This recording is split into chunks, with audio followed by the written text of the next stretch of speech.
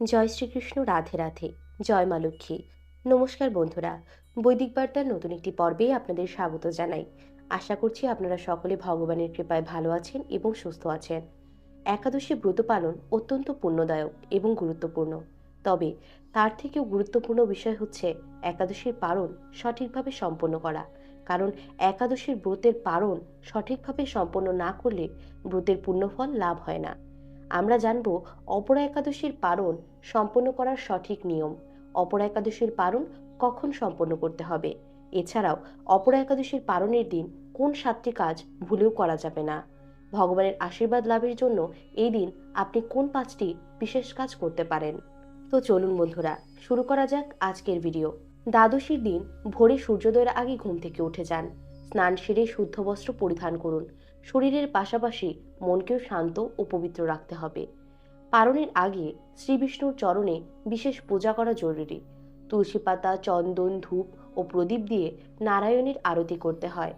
ভগবান শ্রীবিষ্ণু অথবা রাধাকৃষ্ণের পুজো করুন।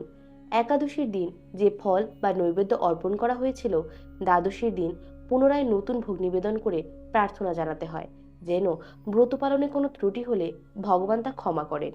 ব্রাহ্মণ ভোজন ও দান পালন করার আগে সামর্থ্য অনুযায়ী ব্রাহ্মণকে ভোজন করানো বা দান দক্ষিণা দেওয়া অত্যন্ত পুণ্যের কাজ। যদি সরাসরি ভোজন করানো সম্ভব না হয়, তবে সিধা চাল, ডাল, সবজি কোনো মন্দিরে বা দরিদ্র ব্যক্তিকে দান করতে পারেন। পূজা এবং দানের পর মাতা তুলসীকে জল অর্পণ করুন। এরপর ভগবান শ্রীবিষ্ণুর চরণে তুলসীপত্র নিবেদন করুন।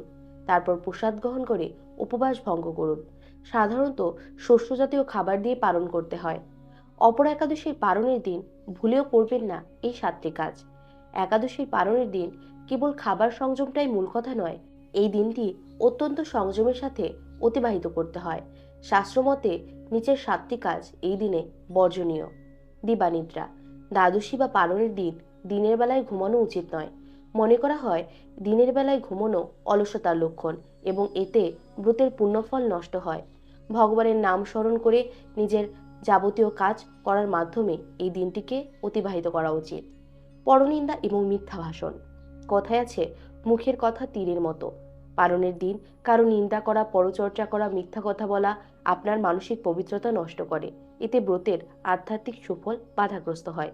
শুধু পালনের দিন কেন, আমাদের কখনোই পরনিন্দা, মিথ্যা ভাষণ করা উচিত নয়। রাগ ও কলহ পরিবারের সদস্য এবং বাইরের কারোর সঙ্গে রাগারাগি, ঝগড়া এগুলো থেকে বিরত থাকুন। ক্রোধ মানুষের বিবেক নাশ করে, যা উপবাসের মূল উদ্দেশ্যের পরিপন্থী। একাদশীর পরের দিন অর্থাৎ পালনের দিন সম্পূর্ণ নিরামিষ আহার গ্রহণ করা উচিত। বিড়ি, সিগারেট, পান, অন্যান্য কোনো প্রকার নেশাজাতীয় দ্রব্য পালনের দিন ভুলেও স্পর্শ করবেন না। এটি শরীরের সাথে সাথে আধ্যাত্মিক চেতনাকেও কলুষিত করে। চুল ও নখ কাটা শাস্ত্রীয় বিধান অনুযায়ী একাদশী এবং দ্বাদশী তিথিতে চুল কাটা, নখ কাটা, দাড়ি কামানো অশুভ বলে গণ্য করা হয়। এই ধরনের ক্ষৌরকর্ম থেকে বিরত থাকা শ্রেয় এই একাদশী তিথিতে। অপরা একাদশীর পালনের দিন কি কি খাবার গ্রহণ করা উচিত নয়। পালনের দিন খাবারের বিষয়ে বিশেষ সচেতনতা অবলম্বন করতে হবে। দীর্ঘ সময় উপবাসের পর শরীরের সহনশীলতা বুঝে সাত্ত্বিক খাবার গ্রহণ করা প্রয়োজন। অতিরিক্ত তেল মশলা পালনের খাবারে অতিরিক্ত লঙ্কা, তেল বা গরম মশলা ব্যবহার করা উচিত নয়। এটি পাকস্থলীর সমস্যার পাশাপাশি রাজসিক ভাব বাড়িয়ে তোলে। মসুর ডাল শাস্ত্রমতে দ্বাদশী তিথিতে পালনের সময় মসুর ডাল খাওয়া নিষিদ্ধ। মসুর ডালকে আমিষ তুল্যে মনে করা হয়।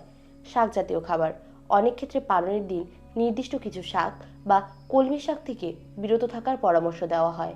বাসি খাবার আগের রাতে তৈরি করা কোনো প্রকার কোনো বাসি খাবার, বাসি অন্ন পালন করা একদম উচিত নয়।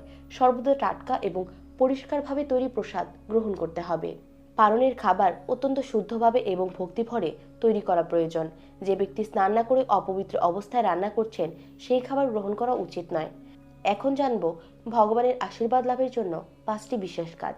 অপরা একাদশীর পালনের দিন ভগবান শ্রীবিষ্ণুর বিশেষ কৃপা লাভের 5টি কাজ নিষ্ঠার সঙ্গে করা যেতে পারে। তুলসী সেবা তুলসী শ্রীবিষ্ণুর অত্যন্ত প্রিয়। পালনের দিন সকালে তুলসী তলায় জল দেওয়া, প্রদীপ জ্বালানো এবং তুলসী পরিক্রমা করলে গৃহের অমঙ্গল দূর হয়। তুলসী পাতা ছাড়া ভগবান বিষ্ণুর পূজা অসম্পূর্ণ, তাই প্রসাদে অবশ্যই তুলসী পত্র ব্যবহার করবেন। বিষ্ণু সহস্রনাম পাঠ পারণের দিন সকালে বা সন্ধ্যার দিকে শ্রীবিষ্ণুর সহস্রনাম পাঠ করবেন। এটি অত্যন্ত ফলদায়ক। যদি পাঠ করা সম্ভব না হয় তবে শুদ্ধ মনে এই স্তোত্র শ্রবণ করবেন। তাতেও মনের কালিমা দূর হয় এবং অশেষ পুণ্যফল লাভ হয়। গোসেবা। হিন্দু ধর্মে গাভীকে সর্বদেবময়ী বলে মনে করা হয়। পারণের দিন গরুকে ঘাস বা গুরুটি খাওয়ানো অত্যন্ত শুভ। এতে করে কোষ্ঠীর অনেক দোষ খণ্ডন হয়, ভগবান প্রসন্ন হন। দীপদান। সন্ধ্যায় ঠাকুর ঘরে এবং তুলসী তলায় ঘিয়ের প্রদীপ বা তেলের প্রদীপ দান করুন। অন্ধকার দূর করে আলোর প্রতিষ্ঠা করা আধ্যাত্মিক উন্নতির প্রতীক।